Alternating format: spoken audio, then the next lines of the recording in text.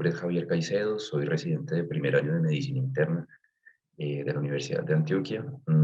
Quiero agradecer al doctor Fabián Jaimes por su asesoría para esta reunión.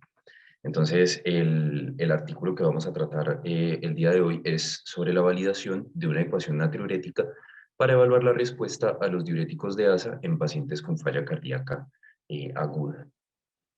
Entonces, primero haremos una introducción respecto a la falla cardíaca, después hablaremos un contexto, digamos que de lo que se ha hecho en cuanto al tema de interés, ¿sí?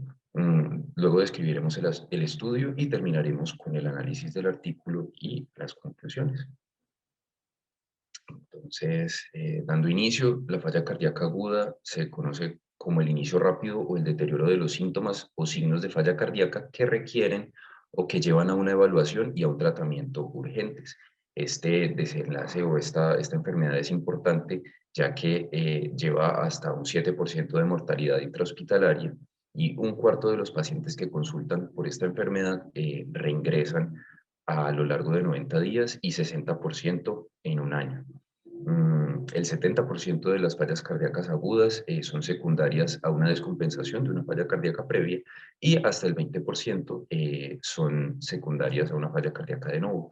Las causas, como podemos ver, son múltiples, pero las podríamos dividir entre las que son intrínsecamente cardíacas y las que son extracardíacas. De las intrínsecamente cardíacas, las más conocidas pues, son, por ejemplo, las secundarias a enfermedad isquémica coronaria y las extracardíacas, por ejemplo, pueden ser por alteraciones en la dieta, en la ingesta de sal y agua o, por ejemplo, TEP, entre otras causas.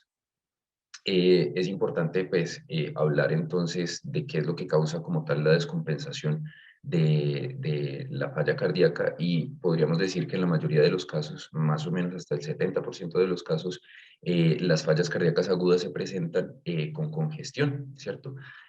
Usualmente en la literatura hay un uso indistinto de los términos congestión e hipervolemia, pero la congestión como tal se refiere a los signos y síntomas que son secundarios a la acumulación extracelular de líquido que resultan finalmente en el aumento de las presiones de llenado cardíacas. Sí, lo importante aquí es que la congestión puede estar en presencia o en ausencia de hipervolemia, ya que puede ser secundaria a redistribución del volumen intravascular. Entonces, para evaluar esta congestión, si estamos hablando de presiones de llenado cardíacas aumentadas, el estándar de oro para medirla sería una evaluación hemodinámica invasiva, con medición de presión de cuña pulmonar y medición de la presión del atrio derecho. Sin embargo, esta medición invasiva es aparatosa y en el estudio ESCAPE se vio que no era, digamos que superior a la evaluación clínica del estado hemodinámico en estos pacientes. Entonces, pues, no se utiliza de manera rutinaria. Digamos que vamos a hablar de algunas otras herramientas que se utilizan para evaluar la congestión y entre ellas está los péptidos natriuréticos, que si bien tienen unos buenos valores predictivos negativos en caso de tener unos valores digamos que bajos, son poco específicos cuando están elevados debido a que hay múltiples causas, tanto cardíacas como no cardíacas, para la elevación de los péptidos natriuréticos. Y digamos que en la práctica clínica diaria suelen ser poco disponibles. Algo que sí es muy disponible es el examen físico. Sin embargo, como la mayoría de cosas en el examen físico, la sensibilidad y la especificidad son muy variables y se deben recurrir a múltiples signos y síntomas que se evalúan simultáneamente en el paciente. Entonces, como vemos aquí, hay unos signos de la falla cardíaca derecha y unos de la falla cardíaca izquierda. Por dar algunos ejemplos, el edema bilateral de los miembros inferiores es muy sensible, pero es muy poco específico porque tiene gran cantidad de falsos positivos o causas diferentes a las cardíacas y a la falla cardíaca para que se genere, ¿cierto? Y de los síntomas o signos de falla cardíaca izquierda, por ejemplo, los crépitos pulmonares son muy específicos, sin embargo, tienen una sensibilidad baja debido a que hasta el 40% de los pacientes que tienen congestión o hipervolemia no cursan con crépitos pulmonares. Digamos que globalmente lo que se ha visto es que la sensibilidad del examen físico para la detección de la congestión tiene una sensibilidad de tan solo el 58%, lo que es muy cercano a lanzar una moneda al aire. Em, También tenemos marcadores ecocardiográficos, ¿cierto? Pero se ven limitados principalmente porque algunos no se pueden utilizar en pacientes que estén sometidos a ventilación con presión positiva y pues de todas maneras es una técnica que requiere mucha experticia y que tiene una gran variabilidad interobservador.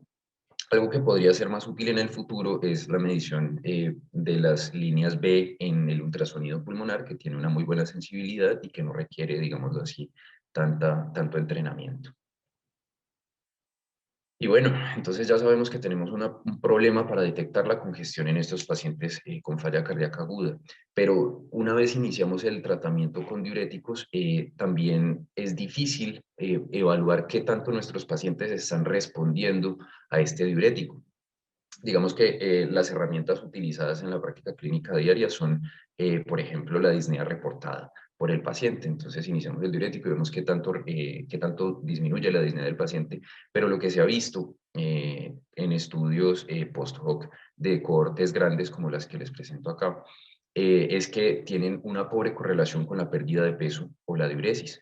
Y si nos vamos hacia la pérdida de peso, se ha visto que es un pobre predictor de la eubolemia de los pacientes, que depende mucho de factores que no están solamente relacionados con el diurético, por ejemplo, las deposiciones de los pacientes y la variación entre las mediciones debido a problemas con la balanza o la técnica de la medición del peso de los pacientes.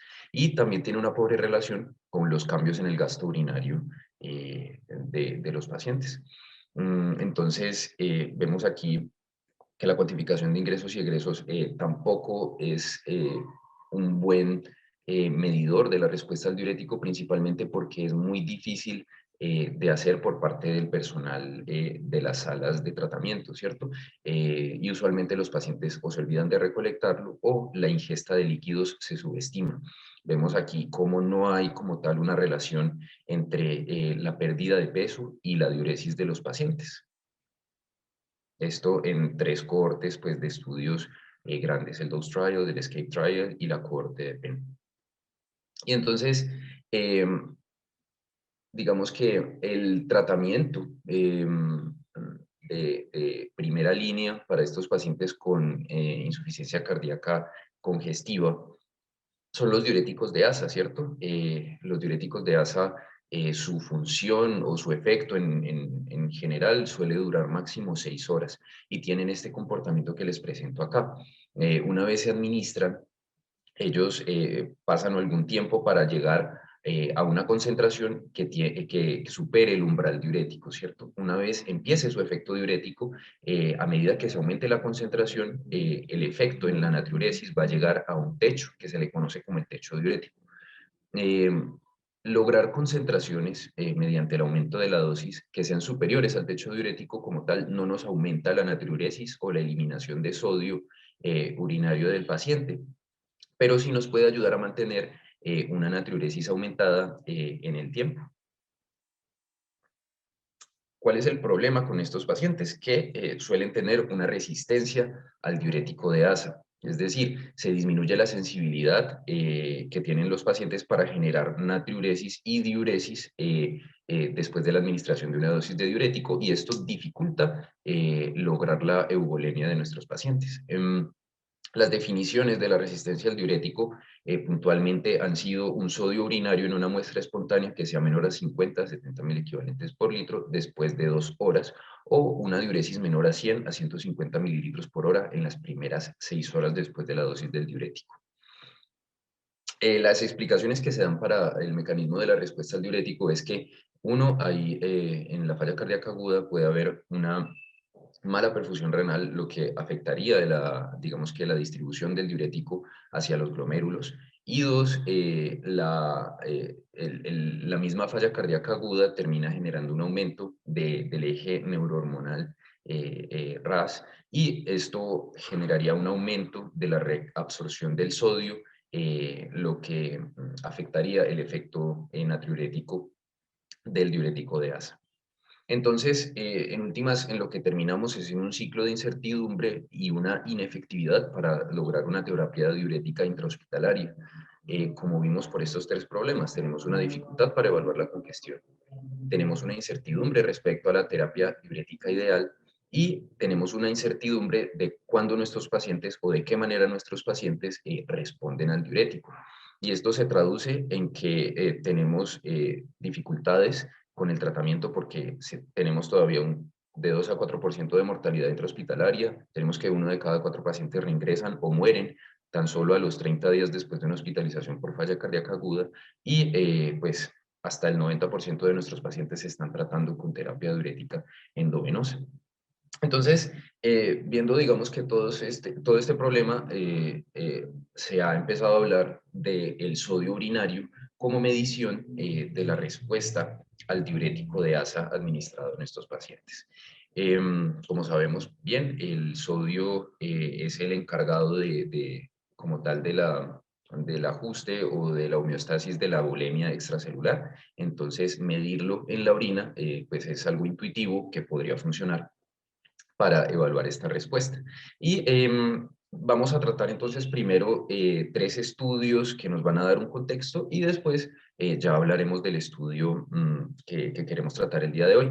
Este estudio que les traigo, lo que se hizo fue medir semanalmente en una muestra espontánea de orina el sodio urinario a lo largo de 30 semanas en pacientes con falla cardíaca crónica, ¿cierto? Y lo que se buscaba era ver si esto tenía alguna relación con el desarrollo de una falla cardíaca aguda. Lo que se vio, como vemos aquí, es que hubo una diferencia entre los pacientes que tenían una natriuresis disminuida y una natriuresis aumentada. Es decir, los que tenían una natriuresis mayor tenían una menor tasa de hospitalizaciones a lo largo del tiempo, mientras que los que sí se hospitalizaban tenían una menor natriuresis a lo largo del tiempo de seguimiento. Adicionalmente, aquí podemos ver en estas tres gráficas cómo comparando el sodio urinario, los cambios en el peso y los cambios en la disnea, lo único que fue predictivo de una descompensación, de una falla cardíaca aguda, fue el sodio urinario y no las otras dos.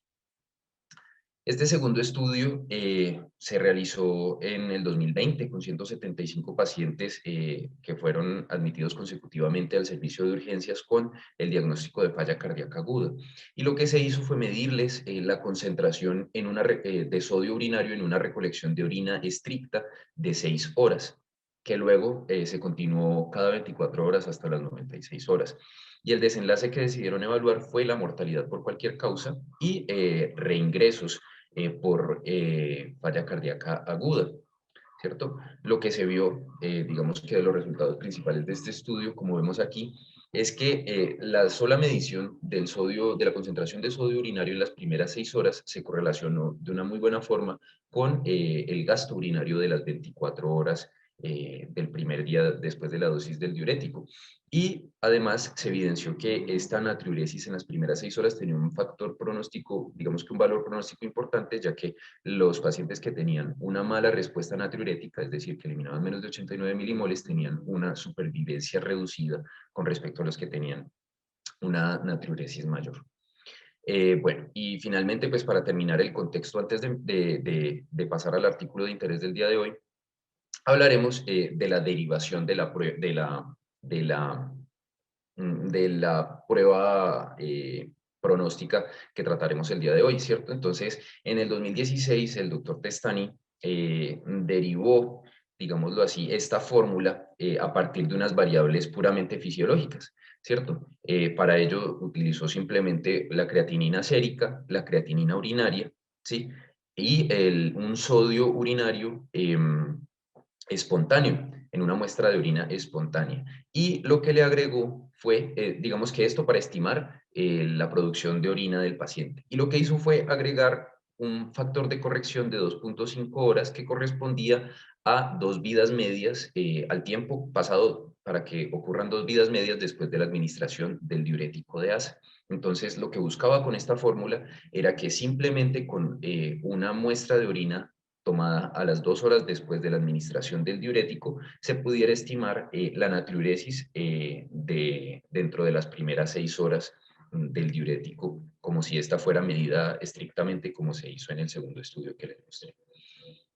Entonces, digamos que este estudio incluyó a pacientes con falla cardíaca que tuvieran la necesidad del uso de diuréticos endovenosos y se excluyó a los pacientes que por algún motivo no pudieran recoger las muestras de orina para el estudio, pues que no pudieran completar el estudio. Lo que se hacía era que se medía como tal, el desenlace primario a medir fue una pobre respuesta natriurética, la predicción de la capacidad de predicción que tenía la ecuación de predecir una pobre respuesta natriurética que se definió como la eliminación de menos de 50 milimoles de sodio, ¿cierto? ¿Por qué se tomó este límite de menos de 50 milimoles de sodio? Porque la dieta, esto se realizó en el hospital de Yale New Haven y esto es importante, digamos que la dieta de los pacientes cardíacos en este hospital tenía 130 milimoles de sodio al día, ¿cierto? Y si el paciente con una dosis de diurético lograba menos de 50 milimoles, si se usara 2 dosis de diurético al día, finalmente se tendría un balance neto de sodio positivo, lo que dificultaría o imposibilitaría el balance negativo de la bulimia del paciente. Entonces, digamos que el procedimiento era que esto iniciaba en la mañana, se pedía al paciente que vaciara su vejiga, se realizaba un ultrasonido vesical con lo que se veía el residuo miccional y se pesaba al paciente y se administraba la primera dosis del diurético. Y se iniciaba una recolección de orina de 6 horas. Esta recolección de orina de 6 horas se hacía de manera estricta y se utilizaba múltiples ayudas visuales, tanto en el baño como en la puerta del cuarto del paciente para que el paciente recordara que debía recoger absolutamente toda la diuresis y había una persona estrictamente encargada de fijarse que esto sí ocurriera así. Esta recolección de orina de 6 horas entonces se comparaba con la capacidad predictiva de muestras de orina espontáneas a la 1 y a las 2 horas. Mm, digamos que se logró incluir a 50 pacientes que completaron la recolección. Sí, lo que se vio en los resultados es que la población de esta derivación, que fue pues, la primera aproximación del estudio, los 50 pacientes eran predominantemente, y esto pues predominantemente hombres de raza blanca, y esto se repitió para la derivación también. La mayoría eran hipertensos y diabéticos y más o menos un cuarto de los pacientes tenían una etiología isquémica de su falla cardíaca. La mayoría de los pacientes tenían una insuficiencia cardíaca con fracción de eyección reducida con una FEBI promedio del 20%. ¿Sí? Ya en los resultados, lo que vemos aquí es que la natriuresis predicha por la fórmula, ¿sí? Tuvo un mejor rendimiento, que vemos la R de Pearson, mucho mejor rendimiento que la recolección de la orina realizada por el personal de la sala, que el sodio urinario sin el uso de la fórmula y que la fracción excretada de sodio o el FENA. Vemos aquí el rendimiento de la prueba con una mucha mejor relación entre la natriuresis y con una mejor área bajo la curva cuando lo comparamos con la diuresis medida por el personal de la sala. Entonces, digamos que ya habiendo visto el contexto, vamos a hablar ya de la validación de esta fórmula que fue derivada en el 2016 por el doctor Pestani. Este estudio también fue llevado a cabo por el equipo del doctor Pestani y bueno, digamos que este estudio consistió en 2 partes. Es un estudio interesante, muy interesante, porque tuvo 2 partes dentro del mismo estudio. Lo primero fue la validación de esta ecuación y lo segundo fue que realizaron un estudio más bien exploratorio de la aplicación de un protocolo que utilizaba esta fórmula del cálculo de la natriuresis como estimación de la respuesta diurética para ajustar la dosis del diurético necesaria del paciente que lograra una mejor disminución del peso y como tal digamos que lograr la eubulimia de estos pacientes con falla cardíaca aguda. Todo esto mediante una herramienta que digamos que que se entregaba al personal de enfermería y que ellas aplicaban pues sin necesidad de intervención médica. Entonces, bueno, vamos a empezar primero con la validación de la prueba en cuanto a los métodos, ¿cierto? Y se realizó esta validación también en el hospital de Yale New Haven, que fue ahí mismo donde se derivó. Sin embargo, fue realizada en una cohorte diferente porque pues fue realizada en un tiempo diferente. Y digamos que de los criterios de inclusión, lo más importante era que se incluían a pacientes cuyo médico tratante considerara que tenía una necesidad proyectada de uso de diurético por mínimo de 3 días y con el objetivo de disminuir 1 litro de la bulimia al día, ¿cierto? Y que pues tuviera un signo objetivo de sobrecarga. Los criterios de exclusión se parecieron mucho a los de la derivación y eran en últimas pacientes que no pudieran recoger las muestras de orina, que se negaran a participar o que tuvieran sangrados activos o un hematocrito muy bajito. La estructura, digámoslo así, de la intervención fue muy parecida a la de la derivación. Se pedía al paciente que vaciara la orina, digamos que vaciara su vejiga a la primera hora de la mañana, eh, más o menos a las 9 de la mañana, perdón, momento en el que empezaba el estudio. Se tomaban un peso del paciente basal, se tomaban la creatinina sérica, se administraba el diurético. Aquí también se tomó un ultrasonido para evaluar el residuo postmiccional y se iniciaba entonces la medición de 2 cosas. Uno, la recolección de orina de 6 horas para medir la concentración del sodio en esta orina de 6 horas con recolección estricta, muy parecida a la que se hizo en la derivación, también con un personal asignado y con ayudas visuales. Y se medían también unas muestras espontáneas de orina a la hora, a las 2 horas y a las 6 horas. Si los pacientes no lograban hacer las diuresis a estas horas en específico, entonces se tomaba al menos la primera diuresis del paciente después de que había vaciado su vejiga y la administración del diurético, y la segunda. Y bueno, digamos que la ecuación utilizada fue muy parecida a la que se derivó en el 2016, pero tuvo un cambio y fue que el factor de corrección después de que se hizo la derivación se ajustó a 3,25 horas, ya que se vio que era el que mejor predecía la natriuresis en 6 horas. Entonces, los desenlaces fueron en últimas determinar la capacidad de predicción de la ecuación de que los pacientes tuvieran una respuesta pobre al control, al diurético, y esto se definió también como menos de 50 milimoles. Una respuesta subóptima se definió como menos de 100 milimoles de sodio en la orina espontánea, y más de 150 milimoles se consideró una respuesta excelente. Bueno, ahora estos fueron los métodos de la cohorte de la validación de la ecuación, ¿cierto? Ya en la segunda cohorte la llamaron cohorte de implementación con esta sigla YDP, ¿sí? Y esta es la cohorte en la que de manera exploratoria implementaron el protocolo que tiene el mismo nombre, YDP, para el ajuste de la dosis del diurético. Y entonces, como era un estudio exploratorio como tal, lo que se hizo fue simplemente incluir los pacientes a los que de manera subjetiva el médico tratante decidiera iniciar el protocolo YDP, que este se formulaba en el sistema del hospital como si fuera cualquier medicamento o procedimiento, ¿cierto? La infraestructura montada para llevar a cabo este protocolo YDP solo estaba en las unidades de falla cardíaca de los servicios de cardiología del Hospital de Yale New Haven. Entonces, pues digamos que fue una población reducida y se excluyó a pacientes que no tuvieran diuresis, que estuvieran en diálisis o que recibieran tiazidas. Y este protocolo exploratorio YDP, se los voy a explicar. Empezaba inicialmente muy parecido a lo que se hacía en la validación. Se pedía al paciente a las 9 de la mañana que vaciara su vejiga, se le tomaba un peso inicial, se le hacía una ecografía vesical y se le administraba la primera dosis del diurético. La dosis del diurético a administrar, en la mayoría de casos, estaba predeterminada por el mismo protocolo, pero el médico tratante podía modificar esta dosis inicial del diurético. Mm, el diurético utilizado en todo este estudio y en la derivación de la prueba fue la bumetanida, principalmente porque tiene una PKPD mucho más estable que la furosemida. ¿Sí?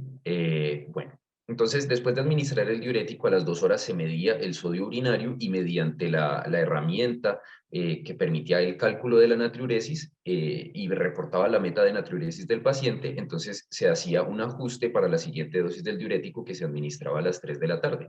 Y entonces, ¿qué es lo que se hacía? Si el paciente lograba una natriuresis predicha por la fórmula de más del 80% de la meta diaria, no se administraba más diurético. Pero si esta natriuresis era solamente mayor del 40%, se repetía la dosis inicial. Y si ni siquiera se lograba una natriuresis del 40% de la meta diaria, se duplicaba la dosis inicial del diurético, que a esto se le conocía como el paso 2, ¿cierto? Después de administrar la segunda dosis del diurético a las 3 de la tarde, se hacía una nueva medición del sodio urinario a las 5 de la tarde, ¿sí? Y con lo cual se calculaba nuevamente la natriuresis predicha por la fórmula y se administraba, si era necesario, una nueva dosis de diurético a las 9 p.m. Entonces, ¿cómo se calculaba si necesitaba o no, o qué dosis necesitaba a las 9 p.m.? Se hacía una suma. Entonces, la natriuresis predicha a las 11 de la mañana más la natriuresis de las 5 de la tarde, si esto lograba más del 80% de la natriuresis, de la meta de natriuresis del paciente, entonces no se administraba diurético. Si esto no se lograba, entonces se miraba si la suma de la natriuresis de las 11 de la mañana más el doble de la natriuresis de las 5 de la tarde lograba una natriuresis de más del 80%. Si esto era posible, si esto se lograba, entonces se administraba una dosis del paso 2, que sería duplicar la dosis inicial. Si esto no se lograba, es decir, si el doble de la dosis de las 5 de la tarde no lograba una diuresis, una meta de diuresis de más del 80%, entonces se triplicaba la dosis del diurético inicial. Y luego a las 11 p.m. se tomaba nuevamente un sodio urinario.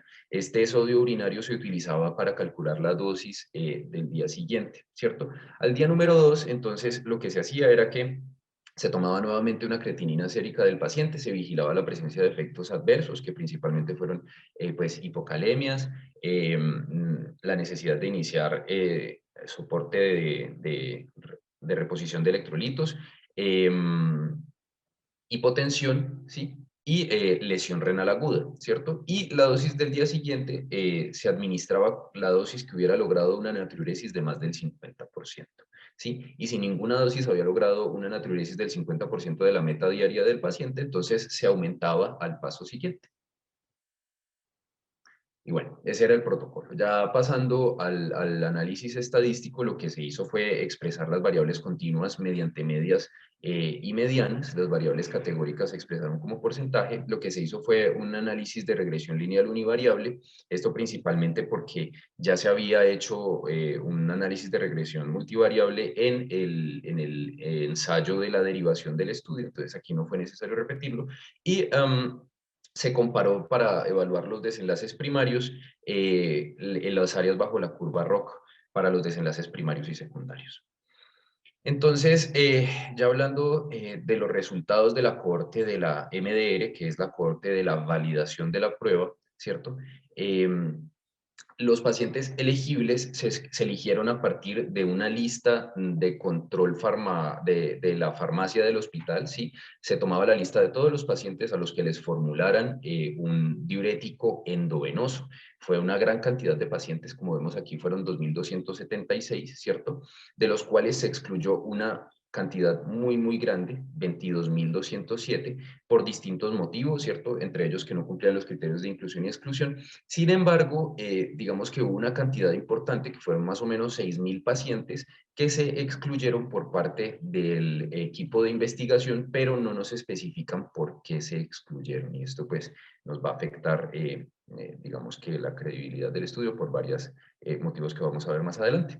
En últimas, se incluyeron 649 pacientes, de los cuales se logró llevar a cabo la visita como tal y las mediciones en 409 de ellos.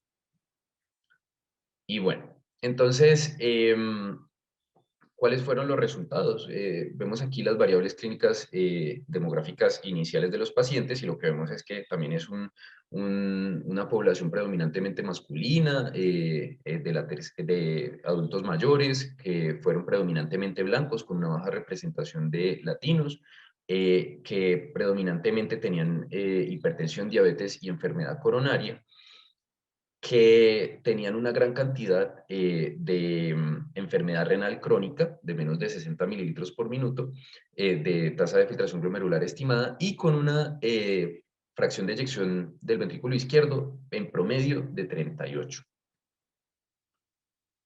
Vemos aquí cómo los pacientes que tenían una pobre respuesta natriurética tenían una tendencia mayor a tener más enfermedad renal, ¿sí? Y a tener más enfermedad coronaria. Bueno, entonces, ya en cuanto a los resultados, vamos a hablar primero de los resultados de lo observado antes de lo predicho por la fórmula, y lo que se vio era que de la respuesta natriurética observada, el 25% de toda la población incluida tuvo una respuesta pobre al diurético. ¿Sí? Y de esta población que tuvo una respuesta pobre al diurético, en promedio lograron solamente una excreción de 29 milimoles de sodio, ¿cierto? Con una dosis media equivalente a 80 miligramos de furosemida. Y esta misma población, que fue hasta un cuarto de la población incluida, tuvo una tendencia que no fue estadísticamente significativa a tener una lesión renal aguda. Bueno, ya hablando entonces de la capacidad de discriminación de la prueba y de la calibración de la prueba, vemos cómo que las áreas bajo la curva para detectar una respuesta pobre, subóptima y excelente al diurético son muy buenas, todas por encima de 0,9, y que la calibración, ¿sí?, de la probabilidad pues, predicha de la natriuresis con respecto a la observada tiene una relación lineal pues, aceptable, ¿cierto? Esto haciendo la división para los tres desenlaces de interés. Vemos que esta capacidad discriminativa se conservaba para el NRP, es como ellos, digamos que denominaron a esta prueba predictiva, ¿sí? Y esta capacidad discriminativa se conservaba a lo largo de diferentes puntos de corte y se evidenció que fue mejor, que fue mejor el área bajo la curva que la medición de la diuresis por parte del personal de la sala y que fue mejor que que la cuantificación simplemente de la diuresis sin el uso de la fórmula, de la natriuresis sin el uso de la fórmula, y que la cuantificación de la diuresis por el equipo de la sala. Y que fue muy similar al rendimiento de la cuantificación de la diuresis realizada estrictamente por el personal del estudio. La calibración de la prueba, como vemos aquí, fue muy buena. La línea ideal es esta de aquí, que sería la observada, y la predicha por la fórmula fue una línea que en nuestros puntos de corte fue muy similar, ¿sí? Tuvo una calibración muy buena, muy parecida para los desenlaces de interés nuestros. Y bueno, en cuanto a los resultados de la cohorte en la que se implementó el protocolo YDP, ¿sí? Lo que vemos es que era también una población predominantemente pues, parecida a la anterior en cuanto a que eran hombres principalmente de raza blanca, ¿sí? Que también eran diabéticos e hipertensos. Y pues un factor importante aquí es que la mayoría de los pacientes ya recibían una dosis de diuréticos previa, ¿sí? También tenían una cantidad importante de enfermedad renal crónica y una diferencia aquí con respecto a la validación fue que la fracción de eyección de estos pacientes era en promedio mayor que la de los estudios previos, ¿cierto? Aquí, como fue un estudio exploratorio, no había un brazo control, pero lo que se hizo fue controlar, digamos que comparar la respuesta de los pacientes antes y después del inicio del protocolo YDP, ¿sí? Y como vemos aquí, la diferencia pues, fue estadísticamente significativa tanto para el aumento de la dosis del diurético, para la diuresis total diaria, para el balance neto de líquidos de los pacientes y para los cambios en el peso. Esto es el antes y esto es el después de la administración del protocolo. En cuanto a los desenlaces de seguridad, como tal no se vio la presencia de hipocalemia o hipomagnesemia, pero sí fue necesario suplementar potasio en estos pacientes, y esto sí fue estadísticamente significativo. Y aunque no hubo como tal una presencia estadísticamente significativa de una lesión renal aguda, sí hubo una tendencia a un aumento de más de 0,5 miligramos por decilitro en la creatinina de los pacientes. Esto es un desenlace de seguridad, pues importante que se vio de una sola en el estudio exploratorio. Y bueno, entonces ya llevando a término la intervención, esta gráfica nos muestra por qué se detuvo el protocolo YDP en los diferentes pacientes y vemos que en el 84% se detuvo por una razón satisfactoria. De este 84%, el 30% fue porque el paciente se dio de alta, en el 27% se logró la euvolemia, ¿cierto? Y en el porcentaje, en 14% de los pacientes no se logró una diuresis adecuada, entonces se decidió administrar la tiazida y ahí se suspendía también el protocolo. Y el 13% de los pacientes lograron la dosis máxima preespecificada de diurético, que eran equivalentes a 500 miligramos de furosemida 3 veces al día, que era una dosis bastante alta. El 16% de los pacientes tuvieron otra razón, digámoslo así, no satisfactoria para la detención del protocolo YDP. En el 7% de los casos fue por un aumento en la creatinina, que fue la tendencia que vimos arriba, otro 4.5 por otros eventos adversos y el 4.5 porque los pacientes se negaron a continuar con el protocolo. Bueno, entonces ya finalmente pasaremos al análisis del estudio, ¿sí? Y mediante la herramienta del llama para evaluar esta escala pronóstica, ¿cierto? O escala de predicción. Entonces la primera pregunta es si la muestra de los pacientes incluidos fue representativa y en esto podemos decir que sí y no. Digamos que los criterios de inclusión fueron amplios y se excluyeron a pocos pacientes, que se incluyó un amplio espectro de la enfermedad, ¿cierto? Pero digamos que el problema es que fue realizado en un único centro de referencia, ¿sí? Con una población que principalmente fue, pues, de raza blanca y de la tercera edad. Entonces eso nos deja la duda de si la muestra fue representativa. Dos, la segunda pregunta es si los pacientes tenían un pronóstico homogéneo. Y podríamos decir que sí, en cuanto a que todos los pacientes se elegían de la misma manera, es decir, se elegían a partir de una lista de farmacovigilancia del hospital, pero nos queda la duda de esos 6.000 pacientes que fueron excluidos sin explicación. ¿Qué hubiera pasado si esos pacientes se hubieran incluido? ¿Cierto? Entonces no sabemos cómo sería el pronóstico de estos pacientes. También si el seguimiento fue completo y pues digamos que si somos estrictos, el seguimiento fue completo para todos los pacientes debido a que a todos los incluidos se les logró hacer un seguimiento a 6 horas, ¿sí? Pero nos queda la duda, pues ya dejando de ser estrictos, podríamos considerar esos 6.000 pacientes que se excluyeron, no sabemos por qué, como una posible pérdida en el seguimiento. Y la siguiente pregunta es si los desenlaces del estudio fueron objetivos y libres de sesgo. En esto, pues sí podemos afirmar que sí. Los desenlaces se midieron a partir de pruebas objetivas medidas en laboratorio y no dependían de una medición subjetiva por parte de los asignadores del desenlace. La siguiente pregunta es si se hizo una evaluación cegada para los desenlaces de todos los pacientes.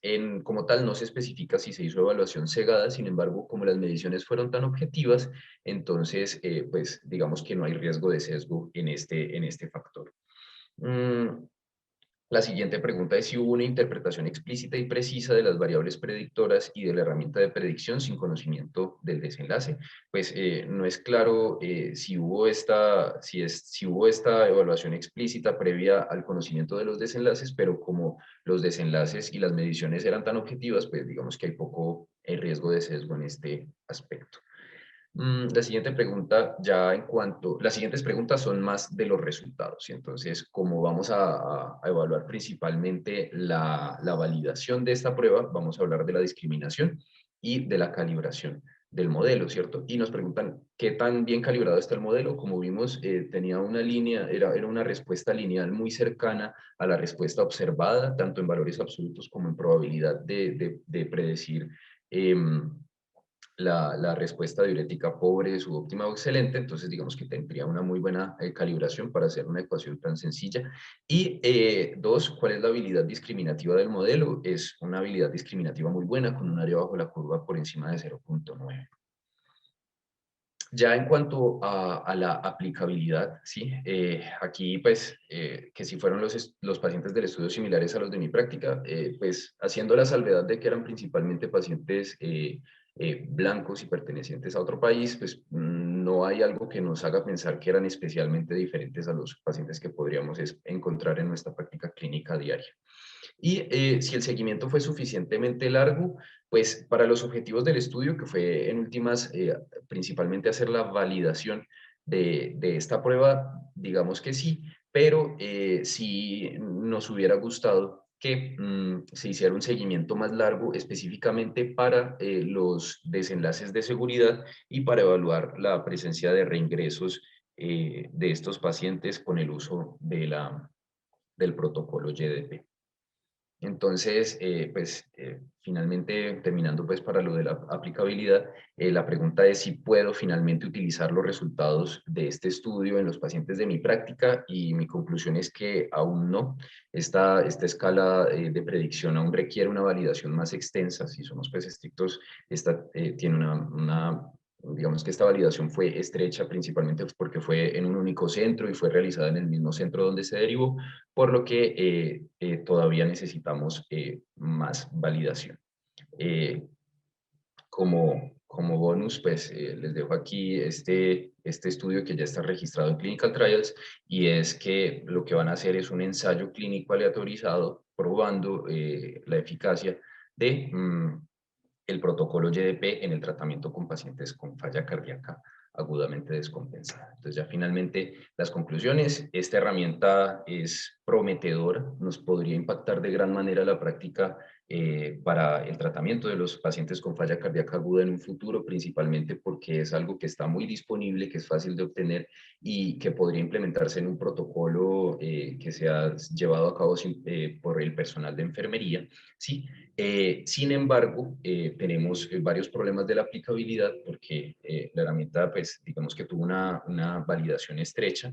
El diurético utilizado fue la bumetanida, que no está pues, disponible en nuestro medio, que no se usa frecuentemente, y que nos preocupan de todas formas las aparentes pérdidas del seguimiento de esos pacientes no incluidos que no sabemos cómo les fue. Entonces, muchas gracias. Muy bien, Javier. Muy buen trabajo, hermano. Le iba a preguntar precisamente sobre esto que acaba de decir de la bumetanida.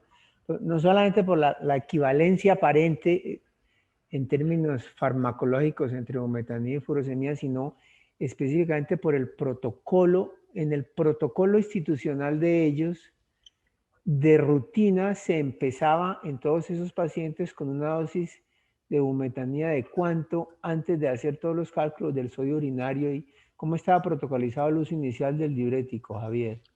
Sí, profe, la dosis inicial del diurético preespecificada por el protocolo era de equivalentes a 80 miligramos de furosemida, que esos son más o menos 2 miligramos de bumetanida.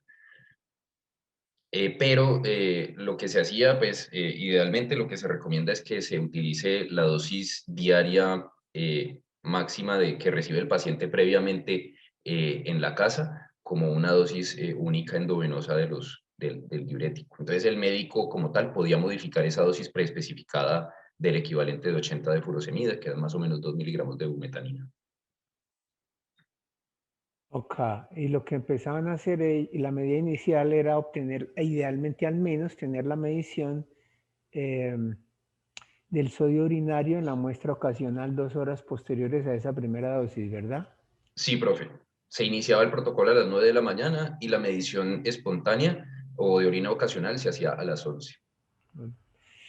Muy bien, porque a mí me gustaría, me parece muy importante el aporte de los colegas, de los compañeros del departamento que atienden estos pacientes en urgencias en dos aspectos en particular: en su enfoque, en cómo trabajan actualmente la necesidad de la diuresis en estos pacientes con sobrecarga en urgencia, y qué tan disponible o qué tan accesible consideran que la información de una muestra de sodio urinario en este tipo de pacientes les pudiera permitir hacer aproximaciones diferentes al manejo.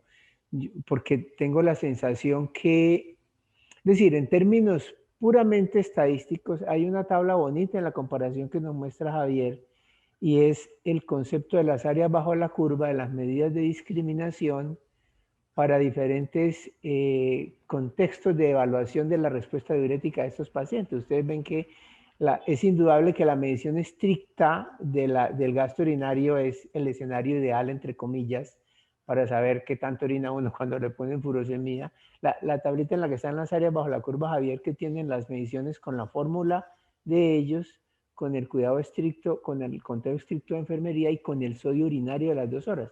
Que hay una diferencia en el área bajo la curva. ¿Estas? la de las áreas, la siguiente. Esta, ya. Exacto. Entonces miren que la vigilancia estricta, es decir, en términos numéricos, las áreas bajo la curva son poco interpretables desde el punto de vista clínico. Estadísticamente puede haber diferencias grandes o pequeñas, pero uno queda con la sensación de esta curva, de estas comparaciones, de que la concentración de sodio urinario en la muestra de las 2 horas, aunque obviamente su discriminación es menor que la de la fórmula, pareciera más sencilla. Pareciera más sencillo tener a las 2 horas en una muestra de orina cuánto sodio tiene el paciente. Entonces, me parece como útil escuchar a los colegas del departamento a ver cómo es su aproximación a estos pacientes en urgencias y cómo ven la necesidad, la utilidad, la disponibilidad de muestras de orina ocasional o la cuantificación del sodio urinario en orina ocasional. Alejo, hágale. Gracias, hermano. Buenos días. Hola, manito, ¿qué más? Muy bien, Buenos días, bueno, doctor. muy interesante la presentación. Estaba precisamente pues mirando pues como la disponibilidad de la prueba cuando estabas hablando del último punto, de uno de los últimos puntos de qué tanto se parecen pues los pacientes a nuestra práctica. Pues realmente nosotros en la IPS universitaria tenemos la disponibilidad de hacer la medición de sodio urinario, pero no se trata solamente pues como de la disponibilidad, sino como de la, digamos que la disponibilidad del personal de enfermería y de la disponibilidad pues como de la atención del paciente, de todo lo que gira alrededor de la atención del paciente para leer la muestra a las 2 horas y poder aplicar un protocolo como tan estricto como lo hicieron pues en el estudio.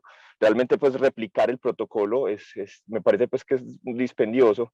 Estaba pensando que no sé si de pronto ellos también pues tienen datos de la densidad urinaria. Me parecería pues como de pronto un poco, aunque no es el estudio, pero de pronto algo que se correlacione. No sé si ellos de pronto hablan algo de la densidad urinaria, pues como digámoslo, entre comillas, un surrogado pues de ese sodio urinario. Claro, profe, pues sí sería interesante, pero ellos no lo mencionan. Sí, la percepción es que me parece, pues, por lo menos en la IPS, pues, muy dispendioso aplicar el protocolo de forma estricta como lo hicieron ellos para poder llegar, pues, a replicar, pues, como las características del estudio, por lo menos en nuestro medio. No sé, los compañeros de los otros hospitales, qué opinión tengan. Alejo, ¿y ustedes cómo trabajan, cómo específicamente hacen la aproximación a la dosis? Porque otra de las cosas que nos llamaba la atención con Javier en este estudio es que las dosis finales en equivalentes para furosemida nos parecían bastante inusualmente altas a lo que normalmente hacemos acá, que las cuentas eran cuáles, Javier, que había dosis de cuánto de furosemida. La dosis máxima de furosemida de hasta del 13% de los pacientes incluidos en el protocolo fue de 1500 al día.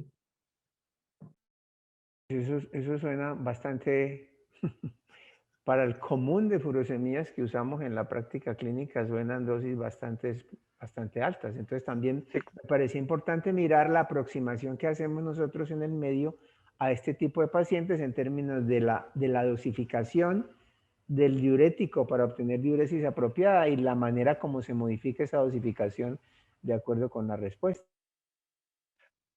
profe, pero realmente lo que usamos nosotros es herramientas más clínicas que de laboratorio, pues, que es lo que más tenemos pues disponible, y para poder titular pues como la dosis del diurético.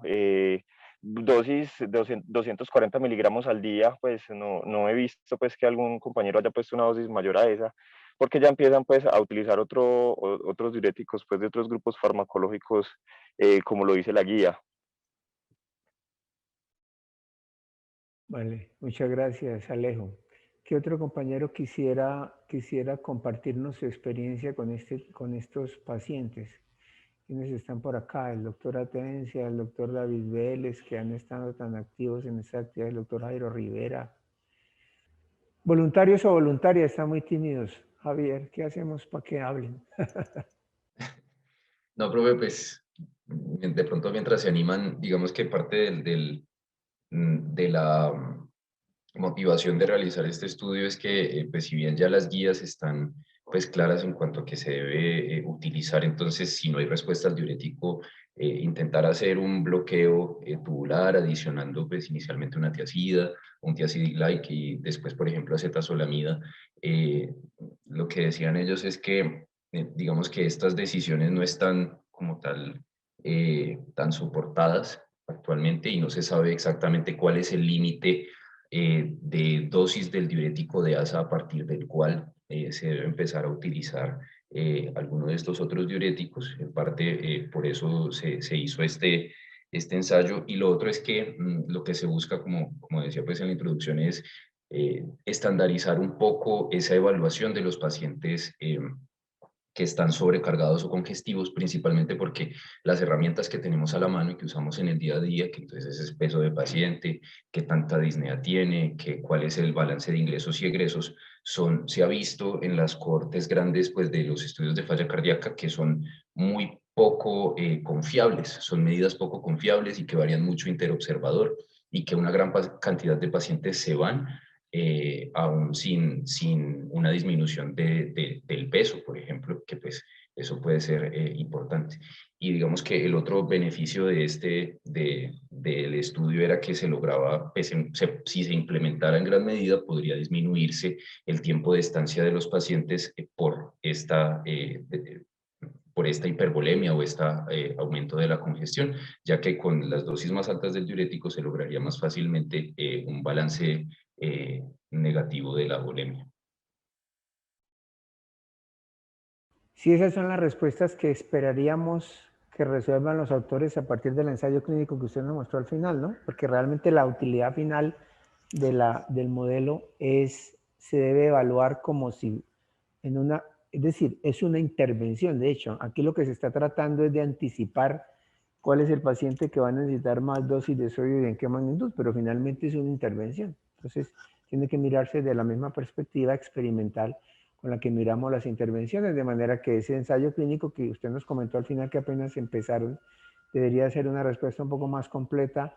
No obstante, los problemas de aplicabilidad que menciona Alejandro seguramente no se solucionan con ese RCT como nos ocurre con la mayoría de situaciones que hablamos de modo experimental, pero sí indudablemente muestra un poco más en términos de eficacia, qué tan cierto es que el modelo puede servir para esos desenlaces importantes, de reducir la estancia hospitalaria o de reducir la necesidad en general pues, de más tiempo de hospitalización. Alejo levantó la mano nuevamente. Alejo, adelante.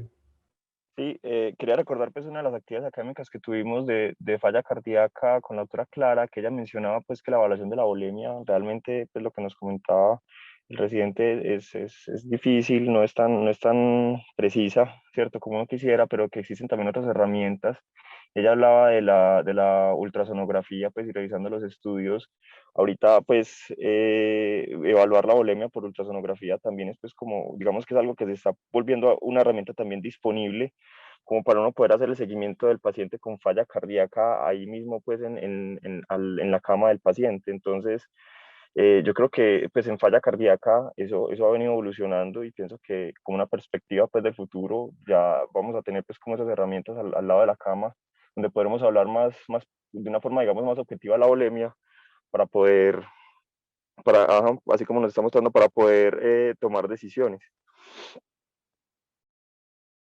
Sí, de acuerdo, de acuerdo. Cada vez más esas herramientas adicionales están disponibles y tenemos como la motivación, el interés en la gremiación, en el gremio, básicamente en todo el mundo, para que el internista acceda desde el punto de vista práctico en su formación a todo este tipo de herramientas que nos ayudan a tomar decisiones sencillas y relativamente rápidas en el servicio de urgencias o ante cualquier paciente pues que requiera una decisión en corto tiempo o en corto plazo. Bueno, yo creo que si no siendo más por el momento, resaltar una cosa de las que mencionó Javier al final, ese problema con si quiere vuelvo a poner hermano la figura del flujograma del reclutamiento de los participantes. Esas X que vieron que le preocuparon tanto a Javier, es importante tener presente que en estos procedimientos de selección de pacientes para estudios de cohorte, para estudios de pronóstico, para estudios para estudios de predicción, siempre hablamos de la representatividad de la población, siempre hablamos del tiempo de seguimiento, de las pérdidas de seguimiento, de las características de la cohorte como tal, pero es fácil pasar por alto esto que nos menciona acá Javier, y es que a veces, como el flujograma, como ustedes ven acá, evalúa para elegibilidad de una cantidad de pacientes y esos pacientes que son elegibles para entrar al estudio, antes de entrar al estudio se excluyen por diferentes características antes del reclutamiento que ven ahí. Y esto también nos ocurre en los experimentos clínicos, en los estudios para evaluar causalidad. En general, en cohortes, estas exclusiones pueden tener simplemente por falta de información para ustedes como lectores, esas exclusiones que se hacen antes del procedimiento del estudio sin explicación adecuada pueden ser potencialmente peligrosas para la validez de los resultados. Específicamente acá, el hecho de que pacientes estén excluidos de la información con base en la cual se ensambla la cohorte puede tener esa exclusión, no podemos saberlo, ese es el problema complejo acá, que no podemos decir con certeza que es un sesgo porque no sabemos las razones por las cuales esos pacientes realmente no ingresaron al estudio, pero pueden no ingresar precisamente por hacer parte de una población de mucho más riesgo en su condición de base que inmediatamente desvirtúa el sentido de una cohorte homogénea para el estudio de pronóstico. O pueden tener simplemente un curso clínico diferente, no necesariamente de más mal o mejor pronóstico en términos de las intervenciones que se les hacen. O, más importante, pueden carecer de cierta información, no sería el caso acá porque ahí sí se hizo de manera prospectiva, pero pueden carecer de la información relativa al desenlace, es algo que vemos mucho en las cohortes retrospectivas, y eso en términos prácticos se comporta como si fuese una pérdida de seguimiento. Cuando aquí nos excluyen pacientes porque no se tiene información suficiente, pero la información corresponde al desenlace, eso en un estudio retrospectivo equivaldría a una pérdida de seguimiento, solo que acá esa situación en particular no se presenta acá porque, como nos explicó muy bien Javier, todos los pacientes en quienes se hacían el reclutamiento para el estudio tenían la evaluación del gasto urinario en las 6 horas posteriores. Pero los aspectos anteriores, la homogeneidad de la cohorte y la representatividad con respecto a la condición que se está analizando, sí se puede ver afectada por esas exclusiones. Entonces tenemos que ser muy atentos a la información que suministran los autores con respecto a la configuración de la población de estudio. Por eso es que esta figura 1 es tan importante y las insistimos tanto, se las insisto tanto a los residentes del departamento, no solamente cuando leen los artículos, sino cuando escriben los trabajos suyos de investigación. Bueno, muy bien. Muchas gracias a todos. Muchas gracias, Javier, por su presentación. Felicitaciones y nos seguimos viendo en las actividades matutinas. Feliz día para todos y muchas gracias.